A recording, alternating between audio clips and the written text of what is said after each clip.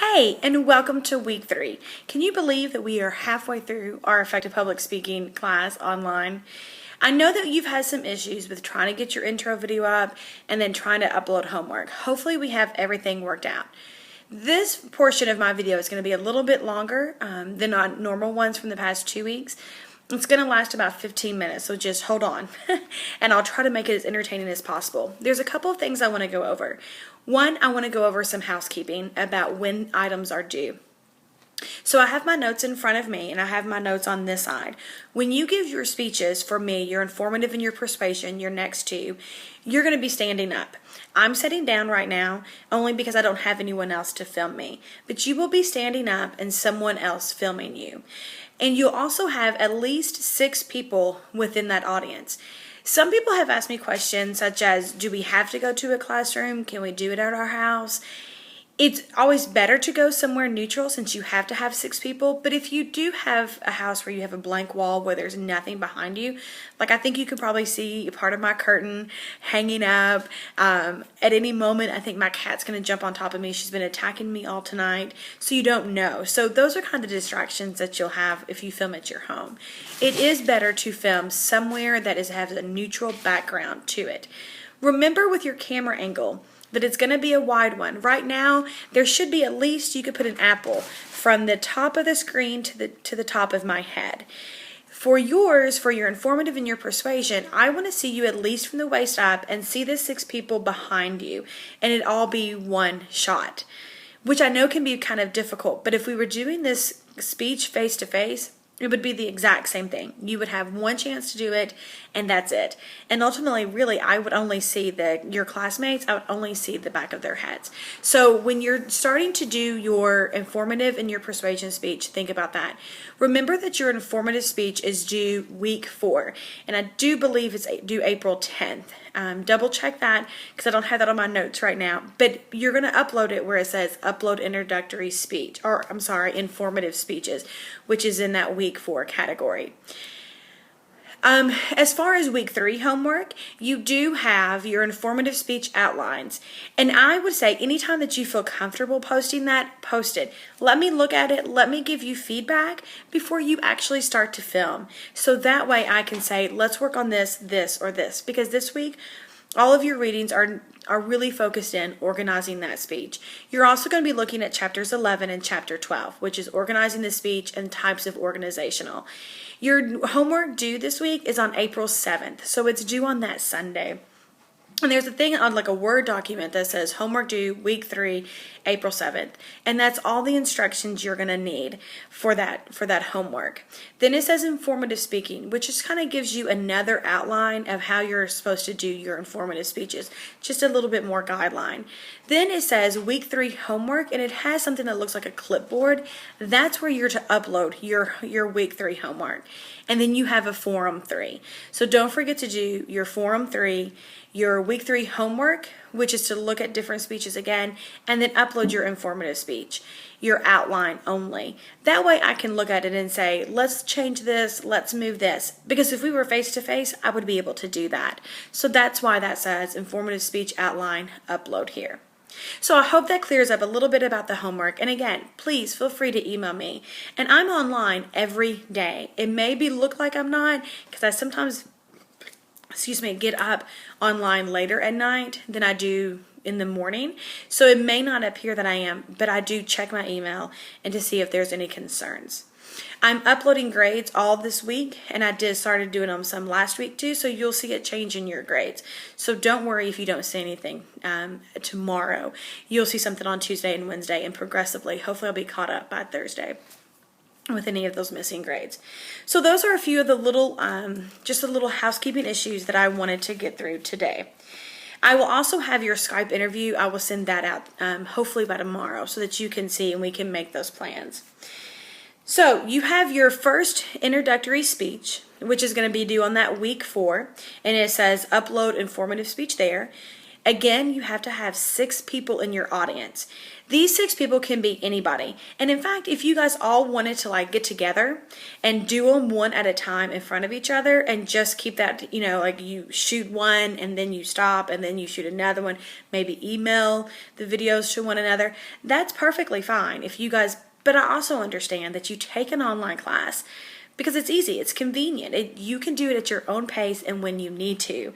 So find 6 family members. If you're on an online class, or not online, an in-person class, find 6 people in your class and say, hey, I have this project. It's only going to take 10 minutes.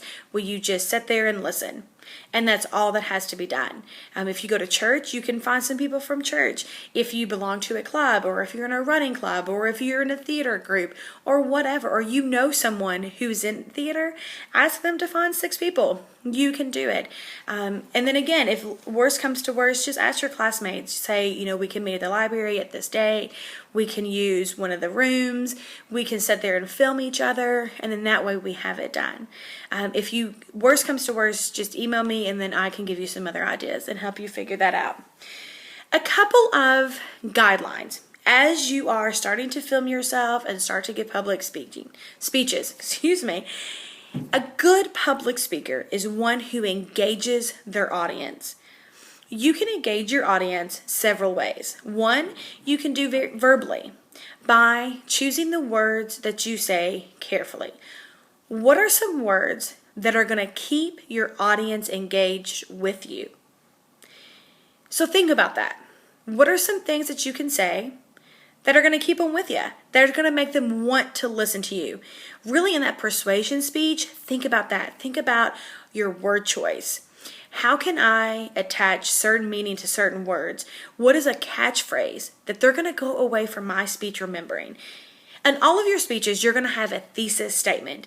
In English, we learned that a thesis statement is a statement that tells what the paper is going to be about, right? The general topic.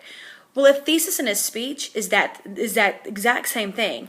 It is, what do you want the audience to know when you're finished with your speech? Once you get that thesis, engaging your audience analysis, word choice is all going to fall into place very easily. So you should spend a lot of time on that thesis statement. What do you want us to know? Do you want us to go out and to adopt a pet in your persuasion speech? Do you want us to know that the Humane Society has lots of animals available? Do you want us to know that cats make the perfect animal for someone? What is it that you want us to know at the end? Then use that as like a guidepost as you are developing your speech. What works, what doesn't work. And that's in part of that audience engagement, keeping us involved in every way. Your speech is broken down into 3 parts. You have an intro, you have a body, and you have a conclusion. It's exactly the same as if you were doing a paper. A paper, you have an intro and conclusion, and you have that body. And within that body, you're going to have several different points that you hit on. Depending how long the paper is depending on how long the body is. It's the same thing with the speeches.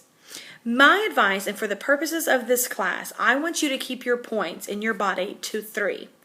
I don't want you to do any more because we don't have a lot of time.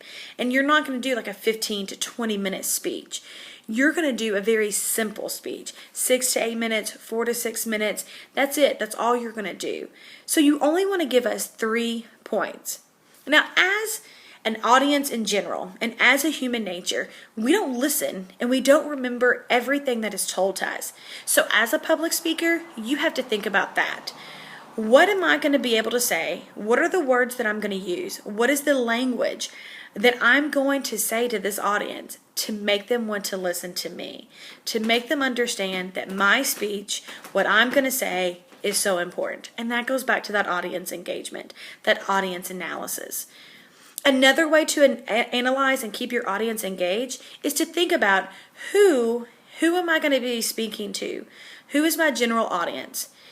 If I was giving a speech in front of 15 people that were all animal lovers and they were all going to give money to the Humane Society or they were all theater goers, then I know where to take my speech, what I can say, what I can't say.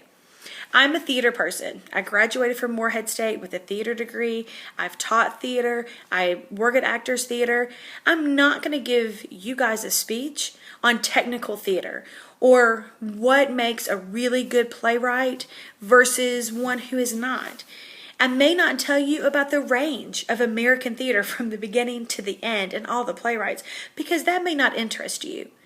But I could do a speech on theater and how it has developed and how it has changed our society.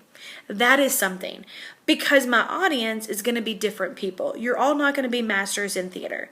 You're all not going to be animal lovers or not, and I don't know if you are. We're just getting to know each other, which is why I wanted you to use the forums, get to know each other, and to really understand who you're speaking to.